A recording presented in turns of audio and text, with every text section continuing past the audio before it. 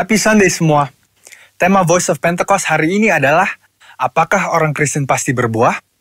Sebagai orang percaya, hidup kita harus senantiasa berbuah, agar supaya memberikan kesaksian untuk orang lain dan sebagai bukti dari hasil kerja Roh Kudus. Jadi apa itu sebenarnya buah roh? Galatia 5 ayat 22-23 berkata, tetapi buah roh ialah kasih, sukacita, damai sejahtera, kesabaran, kemurahan, kebaikan, kesetiaan, kelemah lembutan, penguasaan diri. Tidak ada hukum yang menentang hal-hal itu. Kalau kita lihat secara biologi, buah adalah sesuatu yang dihasilkan oleh sebuah pohon sebagai bagian dari proses pertumbuhannya. Buah yang dihasilkan oleh sebuah pohon ditujukan untuk menyebarkan benih, dan proses tersebut bisa melalui berbagai macam cara. Benih tersebut bisa jatuh di tanah, terbawa oleh angin, dimakan oleh binatang atau manusia, dan seterusnya. Demikian juga dengan kehidupan orang Kristen. Hidup kita beberapa kali digambarkan seperti sebuah pohon. Kita ditanam, bertumbuh, lalu menghasilkan buah. Dalam konteks kekristenan, buah roh adalah sesuatu yang keluar dari kehidupan orang percaya setelah bertumbuh dalam Kristus. Dan pada akhirnya, buah tersebut ditujukan untuk menyebarkan benih firman Tuhan kepada semua orang. Ketika seseorang lahir baru dan mempunyai iman percaya kepada Yesus sebagai juru selamat, maka orang itu akan mengalami transformasi dalam kehidupannya yang dikerjakan oleh Roh Kudus. Apabila kita mengizinkan Roh Kudus bekerja, Dia akan memberikan karunia-karunia untuk melayani dan memanifestasikan sifat-sifat Allah melalui perilaku kehidupan kita, orang percaya. Sebab buah roh bukanlah sifat alamiah, melainkan karakter orang percaya yang diperbaharui karena melekat kepada Kristus. Dan ini merupakan sebuah tanda dari kedewasaan rohani. Sekarang kita akan membahas beberapa pertanyaan yang sering dibicarakan seputar buah roh. Yang pertama adalah, apakah seseorang bisa menunjukkan nilai-nilai kebaikan tanpa pendiaman Roh Kudus? Untuk bisa berbuat baik, seseorang tidak harus mengenal Roh Kudus. Banyak orang dunia berbuat kebaikan yang bahkan kadang terlihat seakan-akan lebih baik dari orang percaya. Hal ini karena semua orang dimanapun mereka berada dan dari budaya atau keluarga apapun bisa menerima dan menyetujui prinsip-prinsip buah roh. Namun ada perbedaan yang mendasari prinsip-prinsip dari buah roh tersebut antara orang percaya dan orang dunia. Bagi orang percaya, prinsip-prinsip buah roh dilakukan untuk memuliakan Tuhan. Semua ditujukan untuk menyenangkan Dia dan firman Tuhanlah yang menjadi standar untuk prinsip tersebut. Tetapi untuk orang dunia, yang hidupnya dikuasai oleh kedagingan dan tidak didiami serta dituntun oleh Roh Kudus, prinsip perbuatan baiknya didasari oleh pemahaman orang itu sendiri dengan motif yang berbeda-beda. Pertanyaan yang kedua adalah, apakah orang yang kelihatan berbahasa roh pasti menunjukkan buah roh dalam kehidupannya? Seseorang bisa saja berdoa dalam bahasa roh, tetapi masih hidup dalam kedagingan serta tidak menunjukkan tanda-tanda buah roh. Sebab dibutuhkan upaya oleh orang percaya supaya Roh Kudus senantiasa bekerja penuh, memimpin, dan membentuk karakter Kristus di dalam diri kita masing-masing. Sekali lagi, hal ini sama seperti sebuah pohon. Agar menghasilkan buah, maka pohon tersebut harus dirawat dan diberikan nutrisi supaya bisa bertumbuh dan menghasilkan buah. Seperti yang tertulis dalam Mazmur 1 ayat 1-3. Jadi, berbahasa roh tidak menjamin bahwa buah roh ada di dalam kehidupan seseorang. Bagaimana caranya supaya bisa menghasilkan buah roh? Kita harus melakukan disiplin rohani seperti bersaat teduh, berdoa, berbahasa roh, merenungkan firman Tuhan, bersekutu dalam kul, ikut pelayanan, membantu orang percaya untuk dapat hidup dalam pimpinan Roh Kudus, dan memberikan pelajaran praktis, sehingga mereka pun dapat menghasilkan buah roh dalam kehidupan mereka. Pertanyaan yang ketiga adalah, apa dampak buah roh dalam kehidupan orang percaya? Sama seperti buah yang berasal dari pohon tidak dimakan dan dinikmati oleh pohonnya sendiri, demikian juga halnya dengan buah roh. Buah roh yang dihasilkan oleh orang percaya ditujukan untuk membuat dampak kepada orang lain di sekitarnya. Rasul Paulus mengatakan bahwa orang yang menghasilkan buah adalah orang yang hidup sebagai anak-anak terang. Orang percaya yang menghasilkan buah roh pasti akan berdampak kepada orang lain di sekitarnya. Orang percaya dipanggil dan ditetapkan oleh Tuhan untuk menjadi terang yang dapat dilihat oleh orang lain. Jadi, tujuan akhir dari buah roh adalah supaya lebih banyak orang datang mengenal Tuhan Yesus akibat kesaksian hidup kita. Mari kita mengambil keputusan untuk terus menjaga dan merawat kehidupan rohani kita, supaya nanti pada waktunya, hidup kita juga menghasilkan buah untuk kemuliaan Tuhan. Saudara, untuk penjelasan lebih lengkapnya dari tim teologi kami, jangan lupa buka link yang ada di atas atau scan barcode yang tersedia. Selamat hari Minggu, Tuhan Yesus memberkati.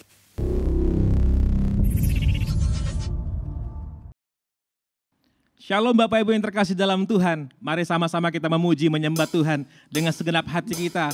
Dan kita menyatakan bahwa Dia adalah Allah yang besar, Allah yang sanggup melakukan segala perkara. Dan kita yakin dan percaya berkat-Nya melimpah atas kita hari ini. Amin. Dengan bersuka cita kita bernyanyi bagi Tuhan. Haleluya. Sama-sama katakan. Tak terbayang kebesaran-Mu dan tak terbanding kekuatan-Mu Tuhan. Kau megah bagiku. Jiwa dan pengharapan telah ku serahkan untuk rencana-Mu Tuhan. Kau Raja atasku. Katakan dengan iman kita, hanya Kau yang layak. Hanya Kau yang layak ditinggikan. Mari nyanyi bersama, ajaib Engkau Tuhan. Oh, ajaib Kau Tuhan. Perkasa, Kau sumber kemenanganku, layak berkuasa, memerintah selamanya. Yesus Kaulah Raja, Yesus Kaulah Raja mulia. Dengan iman kita bernyanyi dan percaya, tak terbayang kebesaran-Mu Tuhan, tak terbayang kebesaran-Mu dan tak terbanding kekuatan-Mu Tuhan. Kau megah bagiku. Oh yeah. Segenap jiwa dan pengharapan ku serahkan untuk rencana-Mu Tuhan. Kau Raja atasku. Come on, sing together. Yeah. Hanya Kau yang layak ditinggikan. Kami bernyanyi dengan penuh hati, kami semangat bernyanyi bagi Tuhan. Haleluya. Ajaib Kau Tuhan, agung dan perkasa. Kau sumber kemenanganku, layak berkuasa, memerintah selamanya. Yesus Kau Raja, Yesus Kau. Mari tepuk tangan sama-sama di atas kepala. Ajaib Kau Tuhan, agung dan perkasa. Engkau sumber kemenanganku, layak berkuasa, Come on. memerintah Selamanya Yesus, oh, Yesus Kaulah Raja mulia. Ajaib Kau Tuhan, agung dan perkasa. Kau sumber kemenanganku, layak berkuasa, memerintah selama. Yesus Kau Raja, Yesus Kaulah Raja mulia. Raja mulia, Raja mulia. Haleluya, haleluya, amin.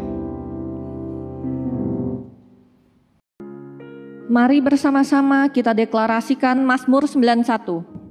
Dalam lindungan Allah, orang yang duduk dalam lindungan yang maha tinggi dan bermalam dalam naungan yang maha kuasa akan berkata kepada Tuhan, tempat perlindunganku dan kubu pertahananku, Allahku yang kupercayai.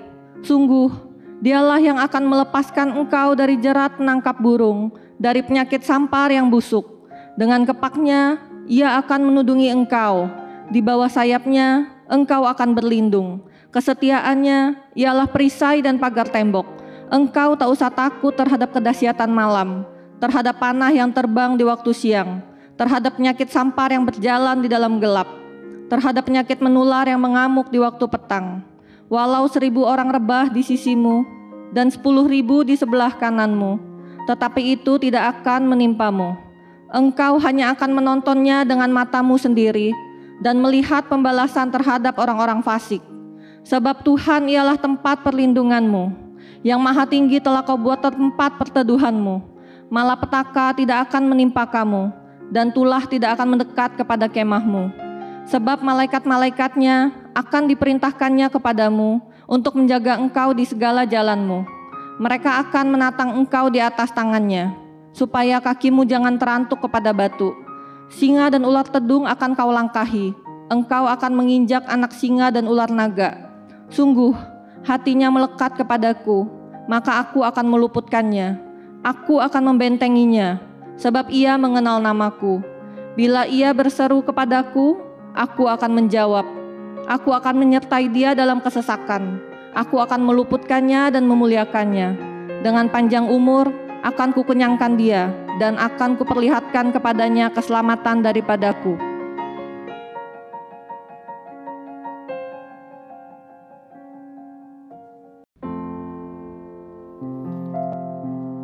Tuhan, biarlah hari ini hati kami rindu untuk menyembah dan memuji-Mu dengan segenap hati kami.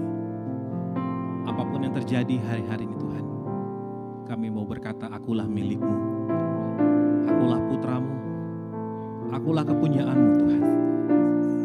Firman-Mu berkata, Engkau akan memenuhi segala kebutuhan dan keperluan kami menurut kekayaan dan kemuliaan di dalam nama Yesus Tuhan.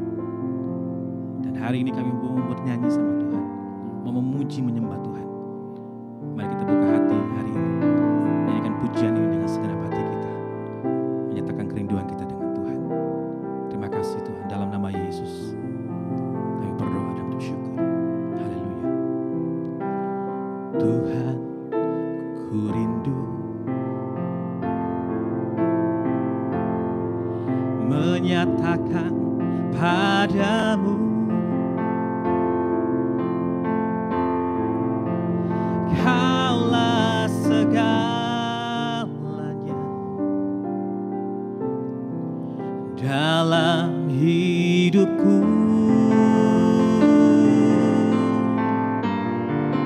Mengenal isi hatimu, aku pun bersyukur. Akulah putra-Mu, Putera Raja. Sekali lagi dengan segenap hati katakan, Tuhan, ku rindu menyatakan padamu Kaulah segalanya dalam hidupku. Mengenal isi hatimu, aku pun bersyukur. Akulah putra-Mu, Putera Raja. Oh, ku puji nama-Mu, ku puji nama-Mu, ku sanjung Engkau, oh Tuhan dan Rajaku. Ku puji nama-Mu, ku puji nama-Mu,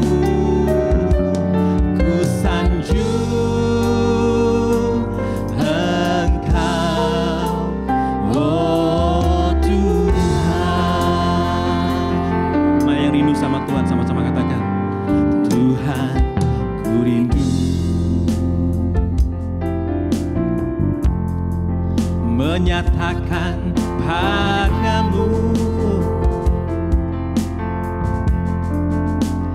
Kaulah segalanya dalam hidupku. Mengenal isi hatimu, aku pun bersyukur. Akulah putramu, putra raja. Sama-sama katakan, kami puji namamu Tuhan. Ku puji namamu, ku puji namamu, ku sanjung Engkau, oh Tuhan dan Rajaku. Kami puji namamu Tuhan. Ku puji namamu, ku sanjung Engkau, oh Tuhan. Dengan segenap hati mari sama-sama kau katakan, kami puji Engkau ya Allah kami. Kami puji namamu Tuhan. Ku puji namamu, ku sanjung Engkau, oh Tuhan dan Rajaku. Ku puji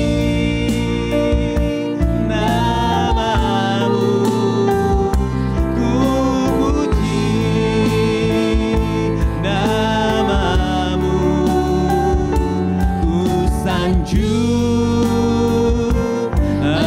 Engkau, oh Tuhan. Ini hati kami Tuhan, kami bernyanyi memuji Engkau. Come on. Ku puji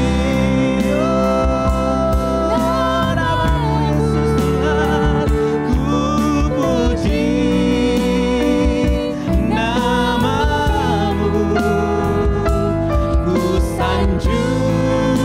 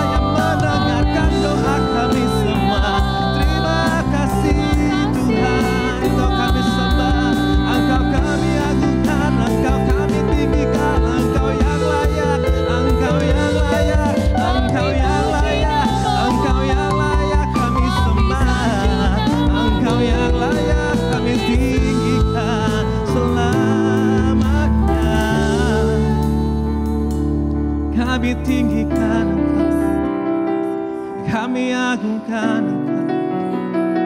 Kau bertata di hati kami, Kau bertata di tempat ini.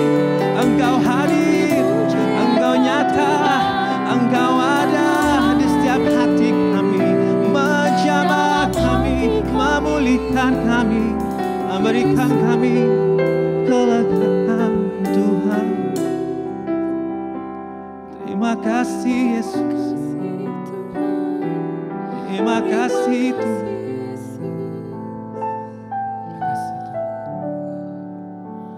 Ku sembah kudus, kudus,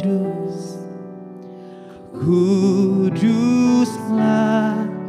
Tuhan, dan ku sanjung Kau mulia, mulia bagimu Tuhan. Ku sembah kudus, kudus, kuduslah Tuhan, dan ku sanjung Kau mulia, mulia bagimu Tuhan.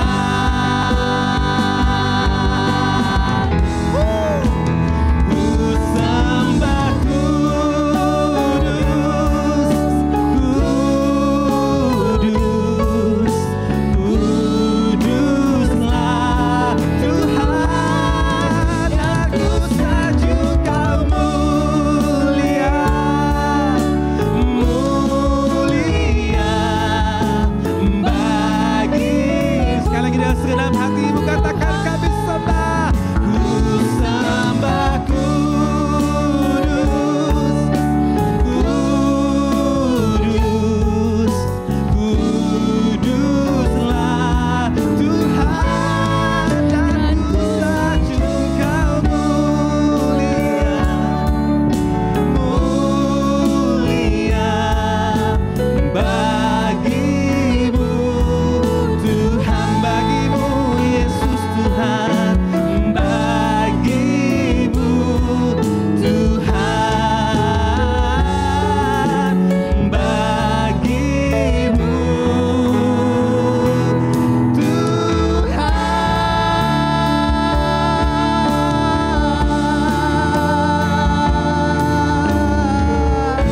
Haleluya, haleluya, haleluya. Segala kemuliaan hormat hanya bagi nama Tuhan. Dalam nama Yesus, haleluya. Amen. Shalom Bapak Ibu yang dikasihi Tuhan, kita berjumpa lagi di dalam ibadah online di awal bulan Desember ini. Nah Bapak Ibu, sebentar lagi kita akan merayakan Natal dan juga mengakhiri tahun 2020 ini. Saya percaya Tuhan Yesus akan membawa kita memasuki tahun 2021 dengan kemenangan.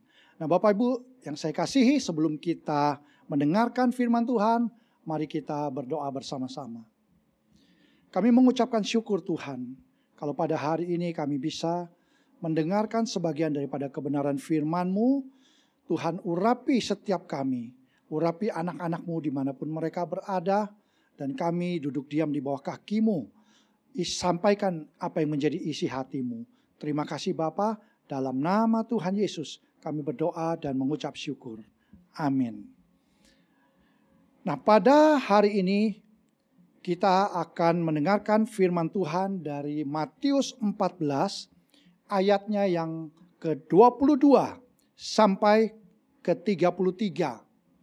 Perikopnya adalah Yesus berjalan di atas air. Nah Bapak Ibu, kita tidak akan membaca semuanya, tetapi nanti kita akan membaca beberapa bagian dari ayat-ayat ini. Nanti Bapak Ibu di rumah silakan membacanya kembali. Nah, di sini di ayat-ayat sebelum ayat ke-22 ini di atas, sebetulnya Tuhan Yesus baru saja melakukan sebuah mujizat, yaitu memberi makan 5.000 orang laki-laki hanya dengan 5 roti dan 2 ikan. Lalu setelah Tuhan Yesus menyelesaikan membuat mujizat ini, dia menyuruh murid-muridnya untuk pergi ke seberang terlebih duluan. Dan pergilah mereka ke sana. Lalu Tuhan Yesus sendiri naik ke atas bukit untuk berdoa. Firman Tuhan katakan, dia berdoa seorang diri. Nah, di tengah jalan mereka menghadapi angin sakal. Dan mereka melihat penampakan seseorang berjalan di atas air. Alkitab mengatakan mereka berpikir itu hantu. Dan mereka ketakutan. Mari sekarang kita lihat ayat Matius 14 ayat 26. Ketika murid-muridnya melihat dia berjalan di atas air, mereka terkejut dan berseru, "Itu hantu!" Lalu berteriak-teriak karena takut. Tetapi segera Yesus berkata kepada mereka, "Tenanglah, aku ini, jangan takut." Lalu Petrus berseru dan menjawab dia, "Tuhan, apabila engkau itu, suruhlah aku datang kepadamu berjalan di atas air." Kata Yesus, "Datanglah." Maka Petrus turun dari perahu dan berjalan di atas air mendapatkan Yesus. Bapak Ibu yang dikasihi Tuhan, hari-hari ini angin sakal sedang berhembus kepada banyak orang. Baik itu orang percaya maupun orang yang tidak percaya Tuhan. Angin sakal ini berbicara mengenai tantangan, rintangan, masalah, kesulitan yang harus kita hadapi. Nah, di tengah-tengah pandemi COVID-19 ini, kita tahu ada banyak orang kehilangan pekerjaan. Ada banyak orang masuk dalam masalah keuangan. Ada banyak orang terkena masalah kesehatan dan bahkan mengalami rumah tangga. Tetapi justru di tengah-tengah keadaan seperti ini, sebetulnya inilah sebuah kesempatan buat Tuhan untuk menyatakan dirinya kepada Bapak, Ibu, dan saya. Di mana orang-orang berpikir hal-hal yang supranatural, hal-hal yang ajaib tidak mungkin bisa terjadi di tengah-tengah keadaan seperti ini. Nah, saya mau bertanya, siapa yang percaya Tuhan Yesus bisa memakai setiap saudara dan saya di tengah-tengah keadaan yang sangat sulit ini? Yang percaya katakan amin. Bapak Ibu yang hari-hari ini sedang mengalami persoalan, Bapak Ibu perlu mengetahui bahwa Tuhan masih mau melakukan perkara-perkara besar. Tuhan masih mau melakukan hal-hal yang mustahil di dalam kehidupan saudara dan saya. Supaya apa? Supaya nama Tuhan dipermuliakan. Nah, mungkin kelihatannya sulit untuk buat saudara untuk percaya bahwa hal itu bisa terjadi dalam kehidupan saudara. Atau hal itu tidak mungkin terjadi. Tetapi inilah yang dilakukan Tuhan kepada Petrus. Petrus melakukan sesuatu yang mustahil. Sesuatu yang dia nggak bisa lakukan. Yaitu berjalan di atas air. Saudara-saudara yang dikasihi Tuhan, manusia tidak berjalan di atas air. Nggak ada yang manusia yang bisa berjalan di atas air. Dan Petrus sebetulnya tidak bisa melakukannya. Tetapi Alkitab mencatat Petrus keluar dari perahunya dan dia berjalan di atas air. Itu sebabnya saya katakan hari-hari ini Tuhan sedang mau menyatakan kemuliaannya lebih dahsyat lagi di tengah-tengah keadaan yang kurang baik sekalipun. Masalahnya, apakah saudara siap untuk menerimanya? Nah, pertanyaan selanjutnya, bagaimana Petrus melakukannya? Bagaimana Petrus bisa berjalan di atas air? Bagaimana Petrus bisa melakukan hal yang tidak mungkin?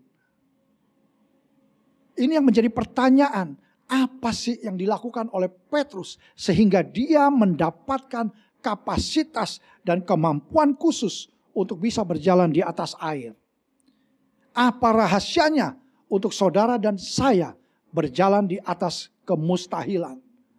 Inilah tema yang akan saya sampaikan. Berjalan di atas kemustahilan. Nah, saudara dikasih Tuhan, ada 3 hal sederhana, tetapi sangat penting untuk kita lakukan. Yang pertama, mari kita lihat kembali di dalam Matius 14 ayat 28. Lalu Petrus berseru dan menjawab dia, Tuhan, apabila engkau itu, suruhlah aku datang kepadamu berjalan di atas air. Saudara-saudara dikasih Tuhan, kalau kita mau berjalan di atas kemustahilan, kita harus seperti Petrus. Dia minta Tuhan firman. Nah, kalau saudara-saudara membaca di dalam Alkitab, setiap ucapan Tuhan Yesus, setiap perkataan Tuhan Yesus itu sama dengan firman Tuhan. Hari-hari ini ada banyak orang yang hidupnya berantakan. Kenapa? Mereka mengambil tindakan tanpa bertanya kepada Tuhan. Mereka membuat sebuah keputusan yang penting tanpa bertanya lagi kepada Tuhan. Ada banyak contoh. Mau menikah nggak tanya Tuhan. Cari jodoh nggak tanya Tuhan. Cari pekerjaan. Berhenti dari pekerjaan. Melayani, berhenti dari pelayanan, tidak mau tanya sama Tuhan. Saudara, kita cenderung untuk melakukan apa yang kita mau.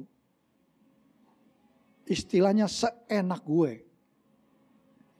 Mau beli rumah, kita main asal beli.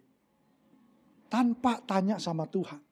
Nah, saya pernah mengalami ketika saya mempunyai keinginan untuk membeli sebuah rumah di Kelapa Gading di daerah Kirana. Tetapi saya tanya sama Tuhan. Saya bertanya, apakah ini tempat yang pas untuk saya tinggal Tuhan? Padahal hati kita ini sudah suka sekali. Nah, melalui proses-proses, akhirnya Tuhan tunjukkan kepada saya, memang saya tidak bisa menempati daerah itu. Dan akhirnya sekarang saya tinggal di Kelapa Gading juga. Tetapi saya bertanya, Tuhan memberikan sebuah tempat yang baik di Villa Permata Gading. Mari Bapak Ibu, hari-hari ini saudara dan saya kita perlu firman Tuhan. Tuhan tidak mau setiap kita melakukan dengan seenaknya, sesuka kita. Tuhan gak mau saudara melakukannya sendiri. Kenapa? Karena Tuhan sebetulnya mau mengajak saudara dan saya ngobrol. Tuhan mau saudara bawa apa yang saudara rindukan itu. Bicarakan kepada Tuhan. Diskusikan kepada Tuhan. Sebelum saudara memutuskan sesuatu.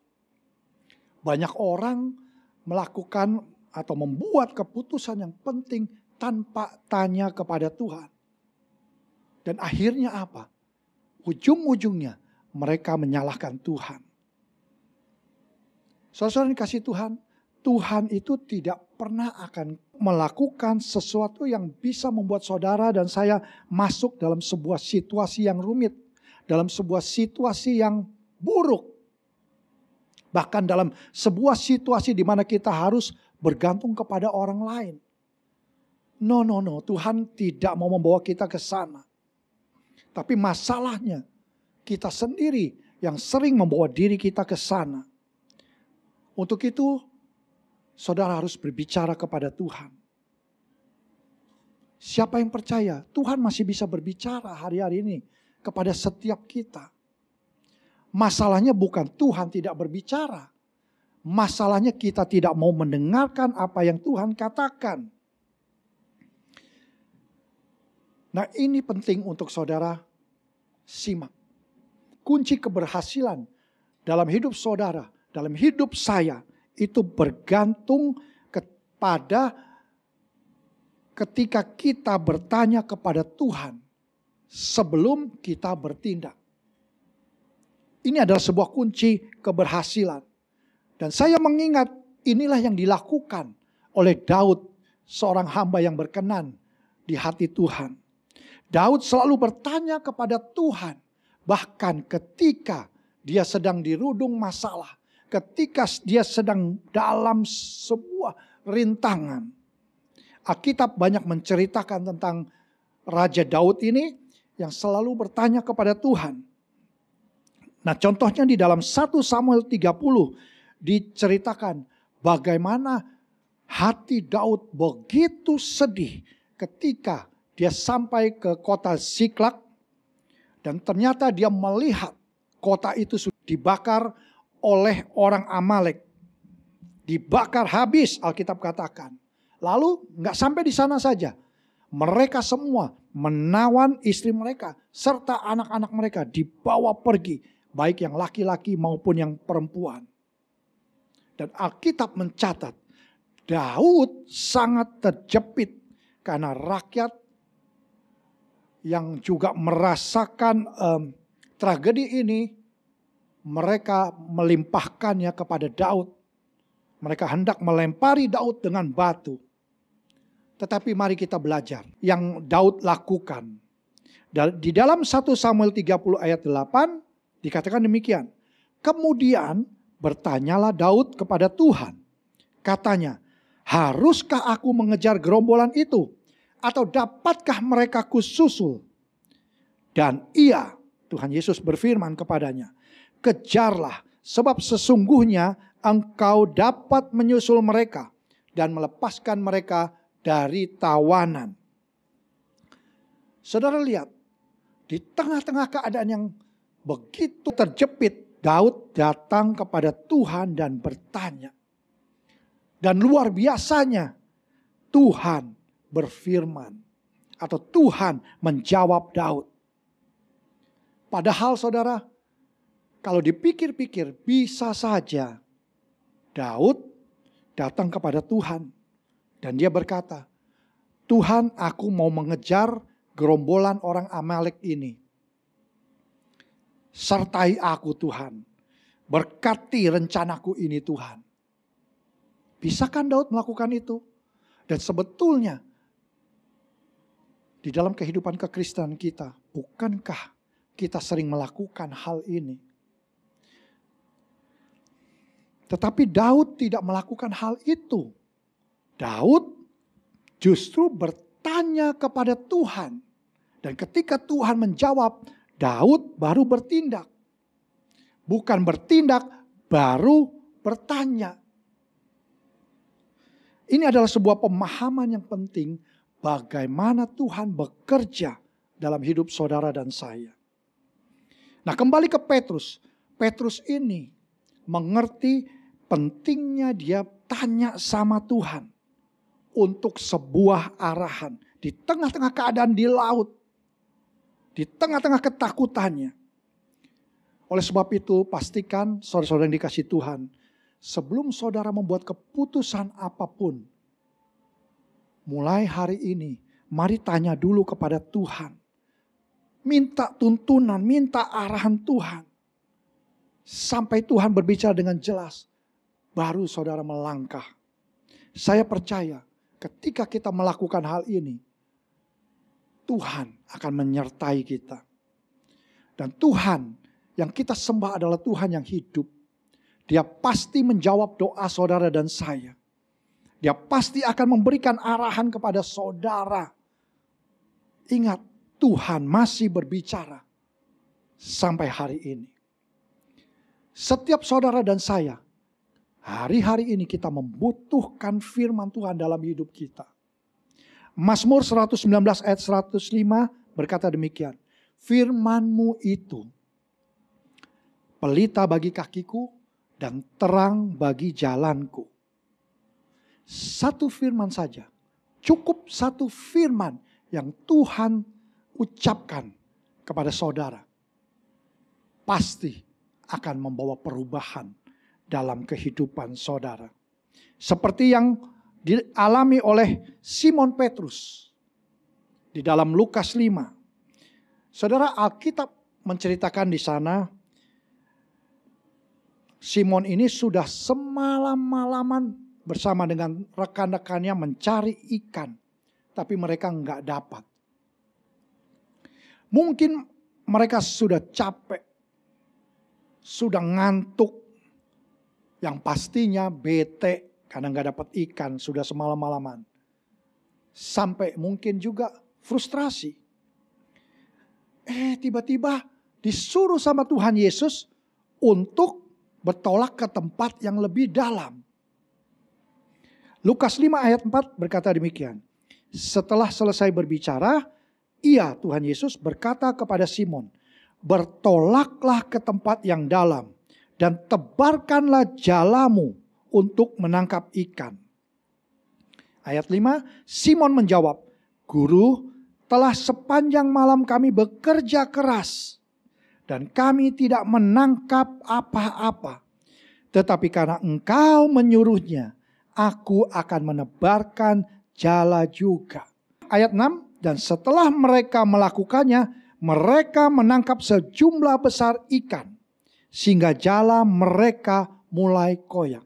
Saudara perhatikan, apa sih yang menjadi perbedaan ketika mereka mencari ikan di malam hari, dan ketika Tuhan Yesus menyuruh mereka bertolak ke tempat yang lebih dalam, itu bukan malam hari. Kita tahu waktu yang paling terbaik untuk mencari ikan adalah malam hari. Tetapi toh mereka melakukannya juga. Dan ketika mereka menerima sebuah firman dari Tuhan, mereka melakukannya. Tiba-tiba mereka, Alkitab ceritakan, mereka menangkap sejumlah besar ikan, sehingga jala mereka mulai koyak. Padahal perahunya sama, jalannya sama, orangnya sama. Apa yang membuat perbedaan sehingga mereka bisa menangkap ikan? Perbedaannya pada ucapan Tuhan Yesus yang mereka dengarkan. Nah mari, kalau saudara hari-hari ini mau mengalami mujizat, mau berjalan di atas kemustahilan, saudara harus menerima tuntunan, harus menerima firman yang hidup dari Tuhan Yesus. Yang kedua, mari kita lihat Matius 14 ayat 29. Kata Yesus, datanglah. Maka Petrus turun dari perahu dan berjalan di atas air mendapatkan Yesus. Saudara catat, hal yang kedua yang dilakukan Petrus ketika dia sudah mencari firman, dia menerima firman itu. Yesus dengan jelas berbicara kepada Petrus. Yesus memberikan sebuah arahan, petunjuk, datanglah. Alkitab mencatat, maka Petrus turun dari perahu. Dia menerima firman itu, arahan itu. Nah saudara, ketika Tuhan berbicara kepada saudara dan saya, memang pasti enak. Tetapi ini juga mengandung sebuah tantangan. Ini mengandung sebuah tantangan. Kalau di kasus Petrus, dia menerima apa yang Tuhan katakan, sekalipun itu gak masuk akal. Disuruh datang berjalan di atas air. Nah, dia turun dari perahu, dia bukannya kepleset. Dia juga bukan dilemparkan dari perahu. Dia melangkah, dia menerima, dia keluar dari perahu. Artinya apa? Dia menerima apa yang Tuhan Yesus katakan. Saudara, hal ini berlaku sama kepada Abraham. Saya ingat di dalam Kejadian 12.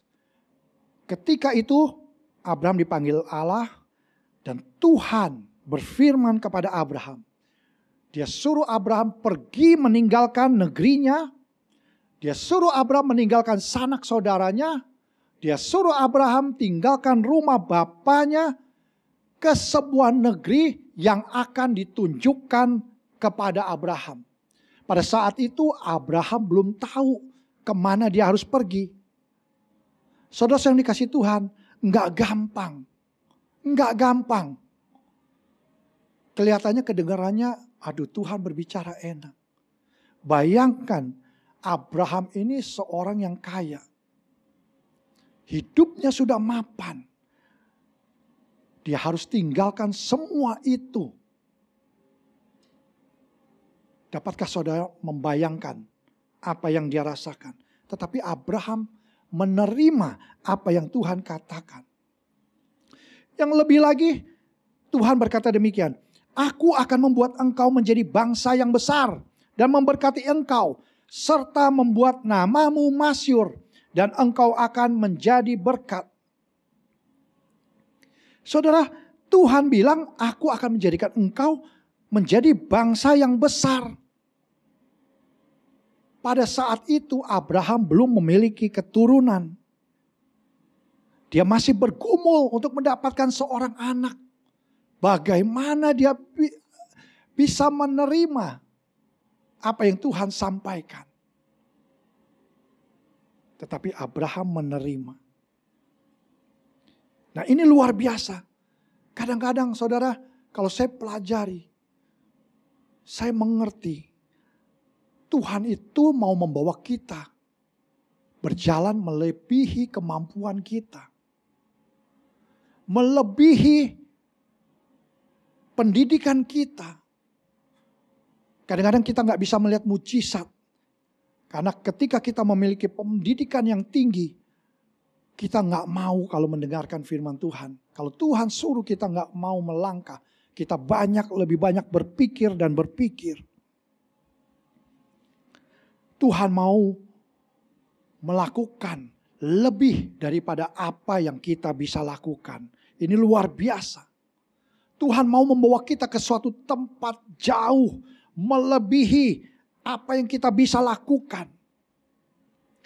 Dan saat nanti kita mencapai sesuatu dalam hidup kita, maka pada saat itu kita baru bisa mengerti, baru bisa mensyukuri, baru bisa berterima kasih. Oh, ini semua bukan karena kemampuanku, bukan karena kepandaianku, tetapi karena Tuhan yang memampukan aku untuk bisa melakukannya. Haleluya. Makanya sebelum kita memutuskan apa-apa, mari kita harus bertanya kepada Tuhan. Bertanya dan menerima. Menerima apa yang Tuhan katakan. Kalau saudara bertanya, saudara gak mau menerima, gak ada gunanya, gak ada hasilnya. Tapi kita harus menerima. Tuhan akan bawa kita di tahun yang ajaib ini masuk dalam perkara-perkara yang spektakuler yang kita gak pernah bisa bayangkan. Haleluya. Yang ketiga dan yang terakhir, Petrus sudah minta firman Tuhan dan dia menerimanya. Tapi yang ketiga ini kalau gak dilakukan semuanya akan sia-sia. Dia bertindak. Tadi saya katakan dia turun dari perahu. Dia harus keluarkan kakinya dari perahu. Dan taruh kakinya di atas air. Banyak orang kalau disuruh Tuhan gak mau bergerak. Sudah dengar jelas arahan Tuhan. Itu sebabnya kenapa kita tidak mengalami hal-hal yang ajaib. Karena tidak mau bergerak. Masih tetap di kabin. Ketika Tuhan suruh saudara melakukan sesuatu, maka segera lakukan. Taati, jangan tunggu lagi kesempatan itu. Kesempatan itu bisa tidak datang lagi dalam hidup saudara dan saya. Saudara dan saya, kita harus bertindak ketika Tuhan suruh lakukan sesuatu. Bahkan kalau itu rasanya di otak kita nggak masuk akal. Saudara harus jalan. Jangan tunggu lagi. Jangan pikir-pikir lagi sampai nanti aja ya Tuhan. Saya belum siap dan sebagainya. Petrus, dia bertindak keluar dari air. Dia berjalan di atas air. Dia melakukan perkara supranatural. Dia melakukan sesuatu yang mana dia nggak punya kemampuan untuk melakukannya dengan keterampilan dia sendiri. Haleluya. Waktu kita melakukan apa yang Tuhan suruh, saya percaya kita akan melihat mujizat demi mujizat di dalam kehidupan kita. Mari kita belajar sekarang ada dua hal apa sih yang membuat Petrus tenggelam. Kita baca Matius 14 ayat 30. Tetapi ketika dirasanya tiupan angin, takutlah ia dan mulai tenggelam. Lalu berteriak, Tuhan tolonglah aku. Saudara yang kasih Tuhan, yang pertama, Petrus fokus kepada hal yang salah. Dia sedang fokus kepada tiupan angin. Dia bukan fokus kepada Yesus, tapi dia fokus kepada tiupan angin. Nah, saudara yang kasih Tuhan, kalau Alkitab kita bahasa Indonesia, tetapi ketika dirasanya. Padahal sebetulnya ayat ini sedang berbicara when he saw, artinya ketika dia melihat tiupan angin itu. Saya mau tanya, berapa banyak dari kita yang melihat angin? Tentunya kita tidak melihat angin. Kita mengalami dampak dari angin tersebut. Dan Petrus ini melihat sesuatu yang mustahil untuk dilihat. Sama seperti saudara dan saya. Ketika iblis mulai berbicara di tengah-tengah keadaan kita. Iblis berbicara membuat saudara menjadi takut. Saudara mulai membayangkan hal-hal yang sebetulnya belum terjadi. Karena apa? Karena takut. Saudara mulai melihat, usahaku gak bisa berhasil. Keadaannya demikian, ekonominya sedemikian rupa. Padahal belum terjadi apa-apa. Nah, ini yang dialami Petrus. Petrus mulai melihat angin. Dan dia fokus kepada sesuatu yang harusnya dia gak boleh fokus. Dia harus fokus hanya kepada Tuhan Yesus. Firman Tuhan mengatakan dia sedang berjalan di atas air menuju ke Yesus. Dia melihat kepada Yesus. Nah, selama dia melihat Tuhan Yesus, sebetulnya dia akan aman. Dia gak akan tenggelam. Tetapi justru fokusnya berubah. Karena dia melihat angin. Nah, sebetulnya masalahnya bukan hanya dia melihat angin aja. Dia fokus kepada angin itu. Dia fokus kepada angin itu. Dan mengizinkan angin itu berbicara lebih keras daripada apa yang Yesus katakan. Padahal Yesus sudah berkata, datanglah. Saudara, kalau Tuhan sudah suruh datang, suruh melakukan sesuatu, sebetulnya Tuhan memberikan jaminan kita untuk bisa melakukannya. Yesus gak mungkin membawa saudara dan saya yang sudah dia selamatkan dengan darahnya yang mahal. Hanya untuk hancur, hanya untuk binasa, hanya untuk gagal dalam hidup ini. Tidak, dia gak akan lakukan itu, saudara. Dia akan membawa saudara dan saya masuk dalam sebuah perjalanan. Supaya ketika nanti suatu saat kita keluar dari perjalanan itu, kita mempunyai kesaksian yang luar biasa. Yang bisa kita sampaikan kepada orang-orang. Sehingga banyak orang datang kepada Tuhan juga. Ingat, jangan kita fokus kepada hal yang salah. Di tengah-tengah keadaan yang sulit sekalipun hari-hari ini. Di tengah-tengah rumah tangga saudara yang berantakan. Tetap fokus kepada Tuhan Yesus. Tetap fokus. Jangan fokus kepada hal yang salah, kepada hal-hal yang lain di luar itu. Nah, Petrus bukan saja tidak fokus kepada Tuhan. Inilah hal kedua yang membuat dia tenggelam. Ketakutan menguasai Petrus. Tadi ayat 30 bagian B, takutlah ia dan mulai tenggelam. Lalu berteriak, Tuhan, tolonglah aku. Ketakutan berbicara kepada Petrus. Dan ketakutan itu ya yang membuat dia tenggelam. Saudara, kita harus mengerti, ketakutan bukan datang dari Tuhan. Ketakutan dan iman tidak bisa berjalan bersamaan. Saudara, waktu ketakutan kita naik, iman kita berkurang. Tetapi sebaliknya kalau iman kita naik, ketakutan pasti surut, pasti turun. Nah, ini yang saudara harus memutuskan. Apa yang akan mengatur hidup saudara? Iman atau ketakutan? Saudara harus putuskan. Apakah saudara memiliki kepercayaan dan keyakinan bahwa Tuhan akan membawa saudara melalui semuanya ini? Berapa dari saudara menyadari kita sudah berada di ujung tahun, kita mengalami hal yang sulit 2020 ini karena COVID-19. Tetapi toh Tuhan bawa kita sudah di ujung. Dan saya percaya seperti doa kita tadi di awal, Dia akan membawa kita keluar dari tahun 2020 ini.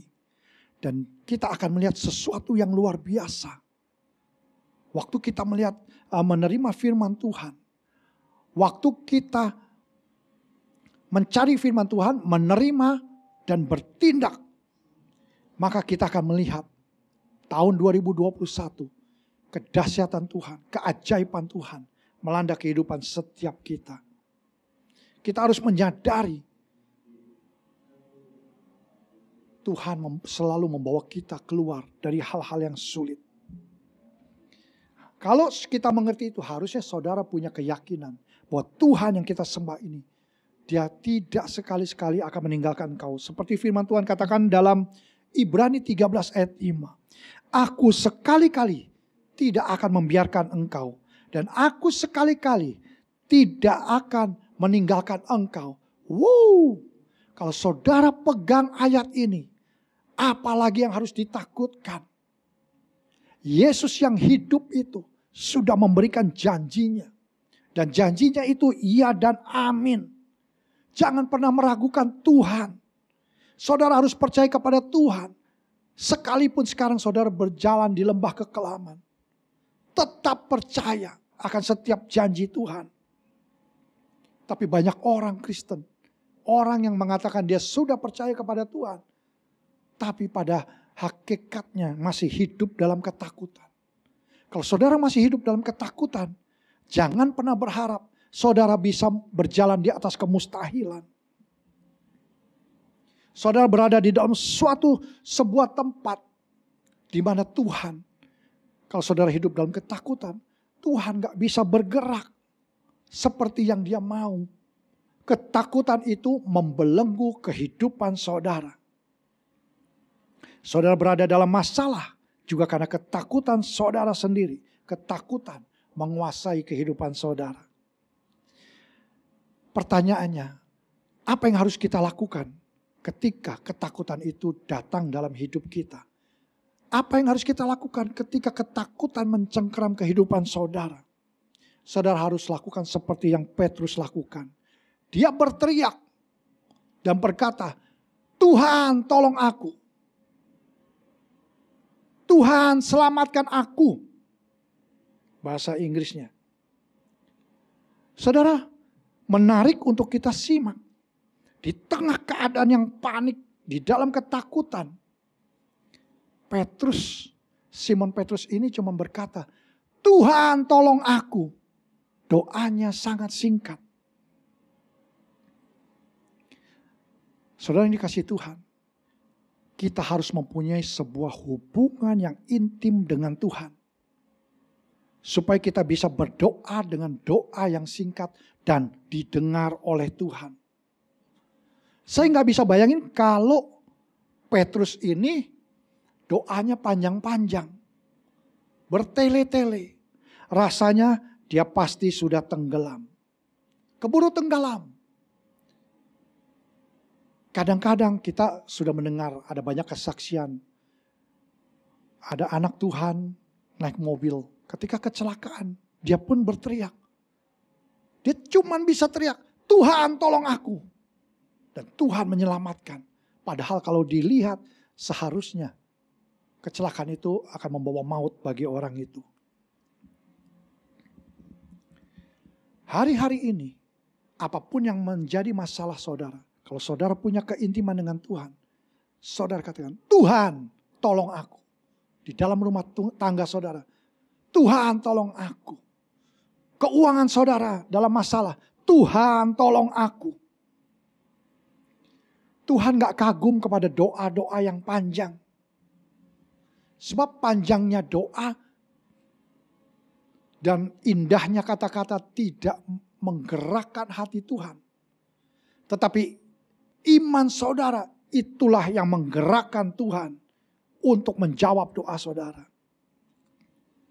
Saudara boleh doa panjang lebar, tapi kalau saudara nggak pakai iman, Alkitab katakan tanpa iman tidak mungkin seseorang berkenan kepada Tuhan.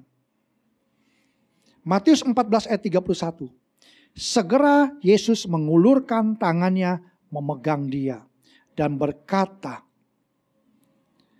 Hai orang yang kurang percaya, mengapa engkau bimbang? Waktu saudara berteriak kepada Tuhan, Tuhan itu tidak jauh dari saudara. Tuhan akan mengulurkan tangannya.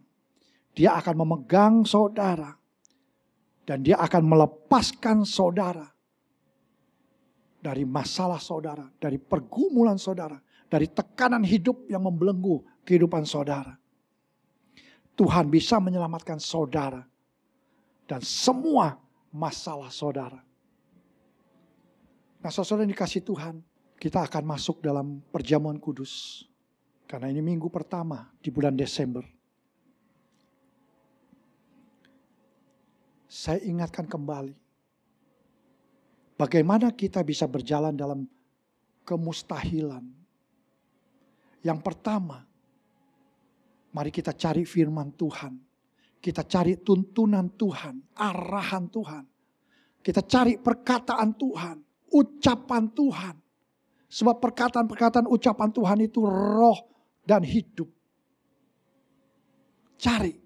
Yang kedua, kita terima apa yang Tuhan suruh kita lakukan. Dan yang ketiga, bertindak apa yang dia suruh lakukan. Di tengah keadaan-keadaan yang sulit, jangan kita fokus kepada hal yang salah. Tapi fokus kepada Tuhan kita, Juru Selamat kita. Allah yang kita sembah adalah Allah yang hidup. Yang kedua, jangan izinkan ketakutan menguasai hidup saudara. Mari kita tundukkan kepala. Terima kasih Tuhan. Hamba sudah sampaikan firman-Mu. Materaikan. Jabarkan jauh lebih lagi Roh Kudus. Kepada umat-Mu yang saat ini mendengarkan. Hamba percaya ketika mereka juga melakukan seperti yang Petrus lakukan. Mereka akan berjalan di atas kemustahilan. Yang mereka pikir tidak mungkin sembuh dari penyakitnya. Hamba berdoa. Mereka sembuh dalam nama Tuhan Yesus. Yang mereka pikir mereka akan hancur. Karena keuangan mereka. Hamba berdoa. Ada pemulihan dalam ekonomi keuangan mereka. Bapa, buat mereka rumah tangga yang sedang berantakan. Hamba percaya ketika mereka mau melakukannya. Tuhan, Engkau akan mengulurkan tangan-Mu. Engkau akan memegang tangan mereka. Dan Engkau akan melepaskan mereka dari permasalahan-permasalahan mereka. Terima kasih Bapa. Berkati mereka semua. Berkati mereka semua. Dalam nama Tuhan Yesus. Haleluya. Amin. Saya mengajak kita untuk menyiapkan roti dan anggur. Jika Bapak, Ibu, Saudara tidak ada roti dan anggur, bisa pakai juga biskuit dan sirup, ya. Haleluya. Mari kita renungkan. Perjamuan kudus ini adalah perjamuan Tuhan sendiri. Tuhan mau setiap kali kita sebelum makan dan minum roti dan anggur ini, untuk kita boleh merenungkan kebaikan Tuhan. Apa yang sudah Dia kerjakan dalam hidup kita. Ucapkan terima kasih kepada Tuhan. Terima kasih Tuhan. Terima kasih Tuhan. Engkau terus memegang tangan kami. Membawa kami masuk ke tahun yang baru. Terima kasih Tuhan buat keselamatan yang Kau berikan. Terima kasih Tuhan, Kau melindungi kami sepanjang tahun ini. Terima kasih Tuhan, di tengah-tengah keadaan di mana kami mengalami kesulitan, Engkau tidak pernah meninggalkan kami. Kami bangga punya Allah seperti Engkau. Dan sebelum kami makan roti dan anggur ini Tuhan, layakan kami, kuduskan kami. Supaya kami dapat duduk sehidangan dengan Engkau. Terima kasih Bapa, terima kasih Tuhan. Haleluya. Sebab apa yang telah kuteruskan kepadamu telah aku terima dari Tuhan. Yaitu bahwa Tuhan Yesus pada malam waktu Ia diserahkan mengambil roti. Mari kita angkat roti kita tinggi-tinggi. Dan sesudah itu Ia mengucap syukur atasnya. Ia memecah-mecahkannya dan berkata, inilah tubuhku yang diserahkan bagi kamu. Perbuatlah ini menjadi peringatan akan aku. Saudara-saudara yang dikasihi Tuhan, bukankah roti yang kita pecah-pecahkan ini adalah persekutuan dengan tubuh Kristus? Mari kita makan dalam nama Tuhan Yesus. Kita angkat cawan kita tinggi-tinggi. Demikian juga Ia mengambil cawan sesudah makan, lalu berkata, cawan ini adalah perjanjian baru yang dimeteraikan oleh darahku. Perbuatlah ini setiap kali kamu meminumnya, menjadi peringatan akan aku. Saudara-saudara yang dikasihi Tuhan, bukankah cawan pengucapan syukur yang atasnya kita ucapkan syukur adalah persekutuan dengan darah Kristus? Mari kita minum dalam nama Tuhan Yesus.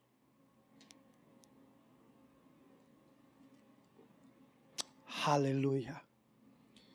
Terima kasih Tuhan. Mari ucapkan syukur semua. Terima kasih Bapak, terima kasih. Terima kasih Tuhan. Engkau baik, Kau sungguh baik dan sangat baik. Saya mengajak kita bersama-sama untuk mendeklarasikan apa yang dimaksudkan dengan Pentakosta ketiga. Supaya apa yang kita perkatakan itu terjadi dalam kehidupan kita.